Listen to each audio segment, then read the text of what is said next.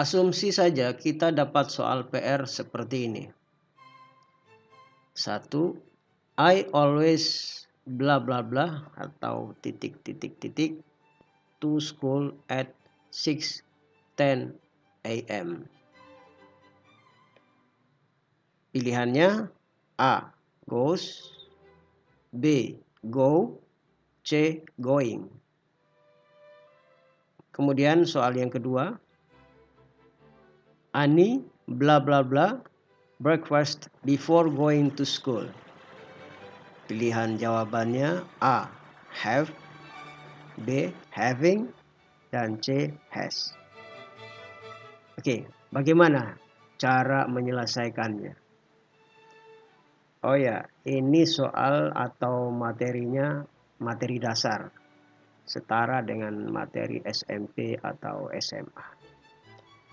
Tapi ingat, di sini kita belajar bersama, karena saya tidak bermaksud mengajari atau menggurui, tapi hanya berbagi, karena saya juga masih belajar. Oke, kita lanjut belajarnya. Soal pertama, I always bla bla bla to school at 6:10 a.m. Goes, go, atau going?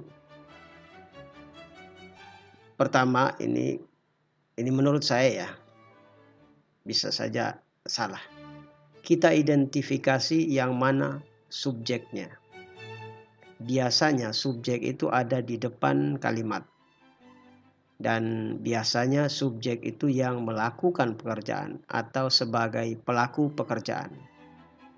Di sini kita bisa identifikasi subjeknya adalah I. Nah, seperti dalam bahasa Indonesia, susunan atau pola kalimat sederhana itu adalah, atau rumusnya, subjek, predikat. Predikat itu kata kerja atau verb kalau dalam bahasa Inggris, kemudian ditambah dengan objek. Jadi subjek, verb, objek. Subjek, verb, objek. Itu kalau di bahasa Inggrisnya. Nah, subjeknya sudah ketahuan, yaitu I. Lalu predikat atau kata kerja atau verbnya apa?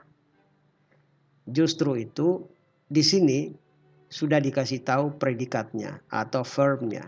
Cuman kita harus cari tahu bentuknya seperti apa. Apakah bentuk dasar atau bentuk lampau, past form.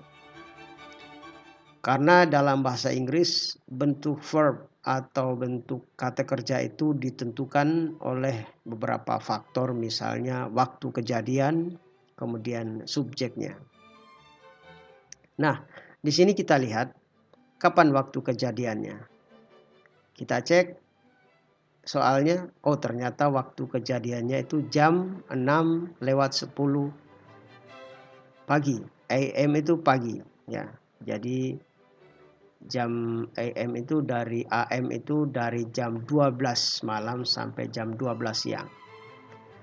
Lalu kapan? Apakah jam 6:10, 6:10 atau 6:10 hari ini, today, atau kemarin, yesterday? Ternyata tidak ada keterangan kalau kejadiannya atau pergi ke sekolahnya itu kemarin. Tapi di sini ada satu tanda yang berkaitan dengan kebiasaan, yaitu kata always. Dari sini kita bisa tahu kalau kalimat ini present tense, yang mana rumusnya adalah, ya rumus present tense itu subject plus verb. Pertama verb 1, kemudian objek, ya, verb plus verb 1 base form, ya, kata kerja bentuk dasarnya, kemudian plus dengan ditambah dengan objek, itu adalah polanya. Nah, ketahuan sekarang berarti kata kerjanya harus dalam bentuk yang dasar atau bentuk verb 1. Selanjutnya kita lihat subjeknya. Subjeknya adalah I, yaitu orang pertama singular, orang pertama tunggal. Kata ganti personal itu ada I, you, we, they, he, she, dan sebagainya. It ya, termasuk. Sekarang kita cari kata kerja bentuk pertama dalam pilihan jawaban ini. Kita cek, oh ternyata ada bentuk pertama di pilihan B, yaitu go. Kenapa tidak pilih A? Jadi jawabannya adalah go ya. Kenapa tidak pilih A atau C? Kalau kita pilih A, goes itu untuk subjek orang ketiga. Memang dia bentuk pertama, tapi untuk orang ketiga. Sedangkan subjeknya di sini adalah I, orang pertama. Nah, goes itu untuk, karena ditambah dengan ES, ditambah ES itu untuk orang yang ketiga, misalnya she, he, Arman, Ali, dan Ani, dan sebagainya. Sedang pilihan C tentu saja tidak tepat. Itu kata kerja dalam bentuk ing. Tapi ini bukan satu-satunya cara untuk menyelesaikan soal yang seperti ini. Masih ada banyak cara lain, bisa ditanyakan kepada gurunya di sekolah. Soal yang kedua, Ani bla bla bla breakfast before going to school. Pilihan jawabannya adalah have, having, has. Sama seperti pada contoh soal pertama tadi, kita identifikasi yang mana subjeknya. Di sini kita bisa identifikasi subjeknya adalah Ani. Ani yang melakukan sesuatu. Breakfast berarti Ani yang melakukan tindakan sarapan pagi sebelum pergi ke sekolah. Subjeknya sudah ketahuan, yaitu Ani. Lalu predikat atau kata kerja atau verbnya apa? Di sini kita sudah dikasih tahu juga predikat atau verbnya dalam bentuk pilihan. Cuman kita harus cari tahu bentuk yang tepat untuk subjek orang ketiga dan kapan waktu kejadiannya. Itu yang penting. Terus di sini kita lihat kapan waktu kejadiannya.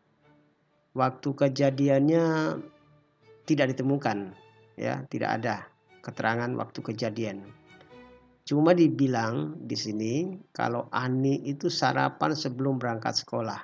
Jadi kapan? Apakah hari ini atau kemarin? Dan tidak ada keterangan. Berarti kita bisa simpulkan ini adalah kegiatan yang sudah rutin dikerjakan oleh Ani. Sehingga kita bisa ambil kesimpulan ini menggunakan pola present tense, kebiasaan. Jadi pola present tense itu adalah subject plus verb. The base form ya, bentuk pertama, bentuk dasarnya, kemudian objek. Ingat, karena subjeknya orang ketiga, maka kata kerja atau verbnya harus ditambahkan S atau ES. Tergantung dari kata kerjanya seperti apa. Sekarang coba kita uji masing-masing pilihan jawaban. Kata kerjanya harus dalam bentuk present atau bentuk dasar atau bentuk verb 1. Karena kegiatan adalah kegiatan rutin ya. Subjeknya Ani, yaitu orang ketiga singular. Oke, mari kita temukan kata kerja bentuk pertama dalam pilihan jawaban. Kata kerja untuk orang ketiga ternyata ada di pilihan C, yaitu has. Tapi kan ada have. Have juga bentuk pertama. Kenapa tidak pilih have? Tidak pilih pilihan A? Karena have itu untuk I, you, we, they. Dipakai untuk subjek yang kata gantinya adalah I, you, we, they. Sedangkan di sini subjeknya adalah Ani. Ani itu adalah orang ketiga. Kalau untuk orang ketiga, she, he, Ani, Ali, Robi, dan sebagainya, maka menggunakan has. Itu dia. Oke, sekian saja. Tapi sekali lagi ini bukan satu-satunya cara. Masih ada cara lain, silakan bertanya kepada gurunya di sekolah. Dan di sini kita belajar bersama karena saya pun masih belajar. Oke, sampai ketemu di video yang lain.